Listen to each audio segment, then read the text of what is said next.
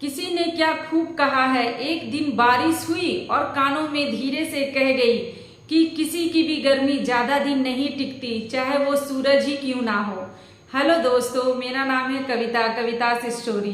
तो एक गरीब घर का लड़का गांव से आकर शहर में पढ़ाई कर रहा था। वो अपने सरकारी जॉब की तैयारी कर रहा था और कुछ इंटरव्यू वो दे चुका था और कुछ एग्जाम उसे देना बाकी था। लेकिन एक दिन बहुत ही अच्छी बात हुई, उसे एक इंटरव्यू के लिए कॉल आता है और उसे नेक्स्ट डेट जाना रहता है। तो वो बहुत खुश होता है, लेकिन वो देखता है कि उसके पास सिर्फ 50 रुपए रहते हैं, उसके पास पैसे नहीं रहते हैं कि वो इंटरव्यू देने जा सके।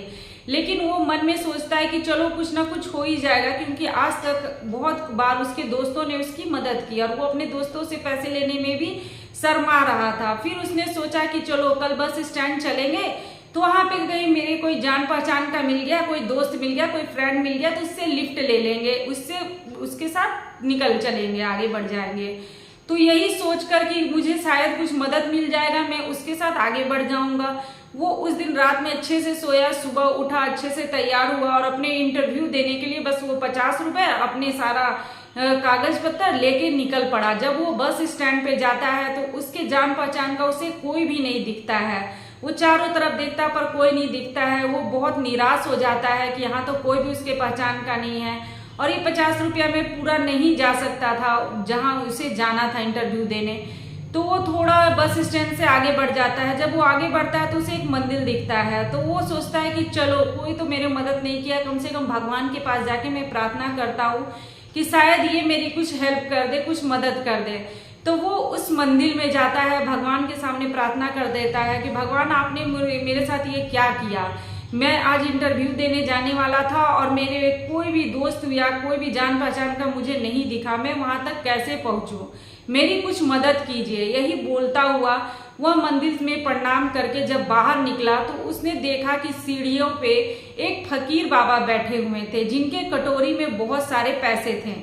तो उसने सोचा कि देख लो, इनको जब जरूरत नहीं है फिर भी इनके पास कितना पैसा है और मुझे पैसे की जरूरत है, लेकिन मेरे पास बिल्कुल भी पैसा नहीं है। वो ऐसा बोल रहा था और निराश था। तब वो फकीर बाबा बोले कि बेटा क्या हुआ, मैं तुम्हारी कुछ मदद कर सकता हूँ। तब उस लड़के ने कहा कि बाबा आप तो खुद मांगकर अपना काम चलाते हैं, आप मेरी क्या मदद कर सकते हैं। तब उस फकीर बाबा ने बोला कि बेटा मुझे उतने पैसे की जरूरत नहीं है, मेरे लिए तो बस 2 वक्त का भोजन खाना मुझे मंदिर से मिल जाता है। इन पैसों से मैं कुछ दवाइयाँ लेता हूँ और जो पैसे बचते हैं वो मंदिर के दान पेटी में मैं डाल देता हूँ। इस तरीके से उसने बोला। तो लड़के ने कहा कि हाँ बाबा मुझे कुछ पैसे चाहिए, क्योंकि मुझे इंटरव्यू देने जाना है, लेकिन मेरे पास पैसे नहीं है कि मैं वहां तक कैसे पहुंचूं। तब उस बाबा ने 500 रुपए उस लड़के को दिए और बोले कि लो इसे लेकर तुम चले जाओ। तब वो लड़का बोला कि बाबा मेरे पास जब भी पैसे होंगे तो मैं आपका पैसा जरूर लौटा दूंगा। तो बाबा बोले ठीक है बेटा, मैं हमेशा यहीं रहता हूँ, यहाँ से मैं कहीं नहीं जाता हूँ, यही मेरा आसरा है, मैं इसी सीढ़ी पे बैठता हूँ, इसी मंदिर में रहता हूँ। तो वो लड़का वो पैसा लिया और आगे चला गया। तो 500 रुपए लेके वो बस में गया। वो जब आगे गया वहां इंटरव्यू दिया, वहां पे उसका सिलेक्शन हो गया और वो बहुत खुश हुआ क्योंकि उसको नौकरी लग गई।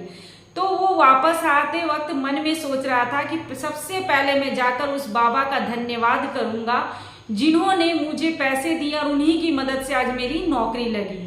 फिर वो वहां से वापस आता है और मंदिर के जब सीढ़ियों के नीचे ही रहता है तो वो देखता है कि वहां सीढ़ियों के ऊपर मंदिर के पास बहुत सारे भीड़ लगे रहते हैं, बहुत सारा आदमी वहां पे रहता है। तो वो धीरे धीरे जैसे जैसे ऊपर चढ़ता है तो वो देखता है कि जो फकीर बाबा थे वो वहां सीढ़ियों पे मरे पड़े थे, मतलब वो वहां पे खत्म हो गए थे। तो कोई लोग बोला कि अरे ये तो भिखारी था जो मर गया, चलो अच्छा ही है, इस तरीके से बोला। लेकिन जब वो लड़का आगे बढ़ा देखा तो किसी ने बोला कि शायद इसने आज दवाई नहीं खरीदा था इसीलिए इसकी ये मर गया, क्योंकि ये रोज दवाई लेते थे और शायद आज इसको पैसा नहीं मिला था जिसके कारण आज इसने दवाई नहीं लिया।